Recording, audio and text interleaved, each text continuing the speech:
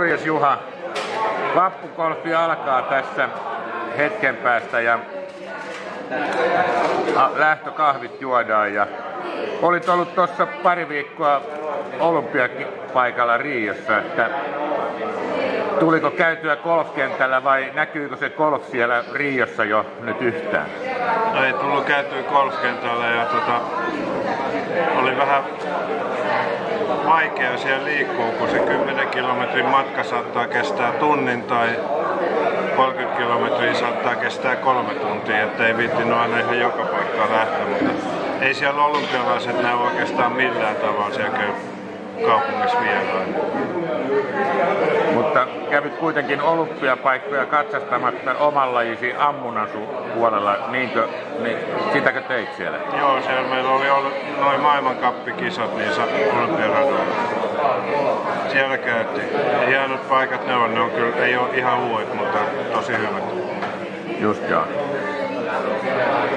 Olympiakylässä etkä sellaisessa paikoissa vielä keretty käymään siellä, ei. Kävitkö katsomassa muita olympiapaikkoja?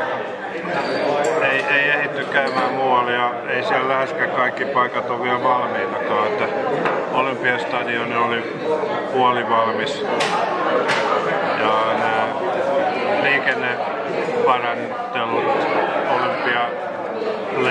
Olympic Laneit, ne oli kaikki vielä ihan vaiheessa. Aika kesken näytti olevan. Onko Suomen ammunnalla mahdollisuuksia esimerkiksi olympiamenestykseen ja minkälaiseen? Ja kyllähän me Satu Mäkelä-Nummela on siellä, joka on olympiavoittaja, niin kyllä sillä on hyvät mahdollisuudet pärjätä taaskin. Mutta kyllä nyt Satun harteilla on tällä kertaa odotukset. No eihän tässä mitään muuta kuin toivotan sulle tänään hyvää peliä. Kenen kanssa pelaat?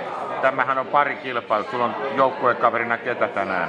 Kytymään Janne kanssa pelataan niin kuin on monena vappuna pelattu. Ei aina, mutta monena. Ja Räsäsen pariskunta on sitten siinä meitä kirittämässä ja me niitä, että meillä on hyvä jengi. Toivotaan, että toi sää vähän paranee tuosta nykysateesta, että päästään jatkamaan. Joo, ei ole ainakaan liian kuuma. Hyvää vappua sulle. Joo, kiitos.